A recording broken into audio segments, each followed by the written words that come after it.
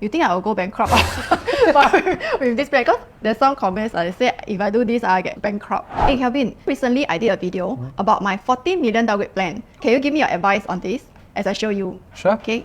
Sharing my 40 million downgrade plan. Basically, I'll break down how I'm going to retire with 40 million by using my house. I've helped over 60 families do this, and their plans can range from 2 to 5 million. But this time, I'm going to share how I'm personally doing this for myself, all the way till I hit my $40 million goal. I'm pretty sure that you will be able to achieve your goals because I have done that for myself now.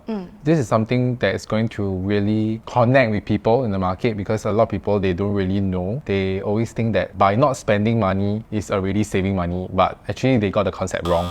In 2015, me and my then boyfriend, as we were not married yet, started off our property investment with 300,000 of cash and CPF. So in 2016, we bought our first 3-bedder penthouse, a sub-sale unit at 1.2 million for our own stay. I know you are going to say so cheap. No way can find. By that time, 1.2 million is not considered cheap, and there are management fee for bigger unit, stamp duty, taxes, and their interest rates. But we still went ahead to place the 300,000 down payment for the unit because we have worked our finances and done all my research analysis. So in 2019, our own stay unit appreciated by 100,000. And on that year, we bought our second property, a 2+ study new launch in Whistler Grand at 1.016 million, with my savings of 250,000. In 2022, Whistler Grand's valuation has increased by 250,000. And my own stay valuation has increased to 1.5 million, and our total portfolio value was at 2.767 million. I then sold Whistler Grand at 1.267 million, cashing out the profit of 250,000, getting back my 250,000 down payment. Now in 2023, my portfolio is valued at 1.8 million for my own stay unit, and we managed to save very hard for another 300,000 over the past few years. For the past 7 years, this is where we have gotten to. It's always easier to hear people say right, but to be honest, during these 7 years of planning, we went through our fair share of emotional hurdle, bring ourselves out of the comfort zone. And something that I learned from this experience is the importance of having the meaning, which is the intention of knowing the why, like why you want to do this, and then the courage and commitment to put it into action. Of course, with a lot of clarity in your finances. You think I will go bankrupt? But with this plan, there's some comments that say if I do this, I get bankrupt. I think if you don't have a very structured way of doing this investment plan, then likely there is a risk that you have to carry because it's not always rosy, right? So there's always ups and downs in the market. And then how do we avoid this kind of pitfalls? What I practice is that I always set aside 1 year of installments based on a higher interest rate so that no matter whatever happens, at least I know that I can tie over that 1 year period. Those who have actually lost money in property, right, majority of the time is really because they are exiting at a time where they don't have a choice. It's not like they can, it's because they cannot. That's the reason why they have no choice but to let go. So now the next property is to buy a freehold landed house priced around 4.5 million for my own stay. And it requires 1.125 million down payment. And because of the insufficient cash, I will be refinancing 400,000 from Flow Residence. And my next goal is to sell Flow Residence within 2 to 3 years around 2027. I will get back around 900,000 from Flow Residence, and I plan to buy my next property at around 3.5 million budget, and that make my portfolio value at 8.3 million. So when you're going to buy your landed house, I'm looking for one lah. but you know that opportunity don't wait for people, right? Yeah. I know. And the current climate, right, it's like the best time for you to enter because now is the time whereby there's this open period that you should hop on it. I feel lah. Okay. Yeah, on the way.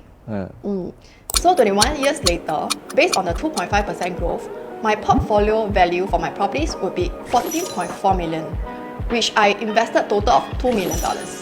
And then I sell both the fully paid properties to cash out the 14.4 million. This final move made me 7.5 million profits. Then comes my downgrade property, which by then will roughly cost around $3 million, and I will have a remaining 11.4 million cash to retire. So most people will ask me the question like, how you know it's a good move? So my answer is there any other move that I can make 7 million? Because this profit I made is rolled over by buying and selling properties. Otherwise, I really don't know how to save this amount with our salary. So now I'm going to tell you, I created a worst case scenario. In the event if both my properties don't make money. A safety net which is so unlikely to happen, just like the cost of goods today don't grow anymore. The coffee you drink today at 150 will still be 150 in 20 years time. So I sold both at cost price, which is $8 million, and the total rental collected for my rental house is 3.35 million, minus off the interest that is paid by the tenant. So my profit from this move is 2.475 million.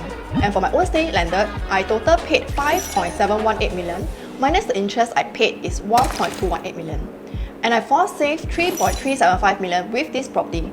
And in the end, I only made $1 million.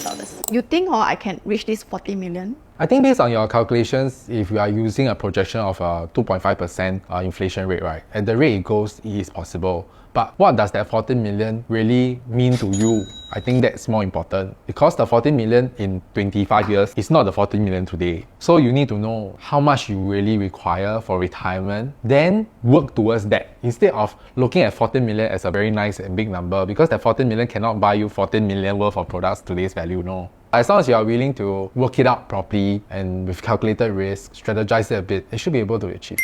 Because knowing you being a very low risk taker, I believe that you have also done your own sums and you have also buffered lah. You are not a person who will show hand one, I know. I show hand in my dedication, not the numbers. Of course, right. No, but that's normal because if today you are a risk taker, then you don't have to go into real estate, right? Because real estate is the lowest risk investment platform that you can rely on. It's for people who are like us and we are slower. People who are very fast paced and all that, they are high risk takers, they probably go into the equity market instead because that probably gives you a faster return. Yeah, slow and steady. Yeah, and we always win the race. Most importantly is to ask yourself, how much do you really want at retirement? And it has to be based on the assets that you have today. What's the total value of these assets? Because it's going to determine your retirement sum in the future. So for me, it's like I do this plan to let people know that you have to have a plan first. Okay. So if you don't have a plan, then there's no direction, no motivation. You don't know where to go or which point to reach when we retire, because that's what I see a lot of elderlies facing today. They have a home, but they do not have a proper retirement. I think property is very safe if you know the house and learn. Thank you for watching this video and I hope you enjoyed it. I believe that you have learned something from today's session. If you want to watch more of Kelvin's video, do follow my videos and see you in the next video. Bye. Bye.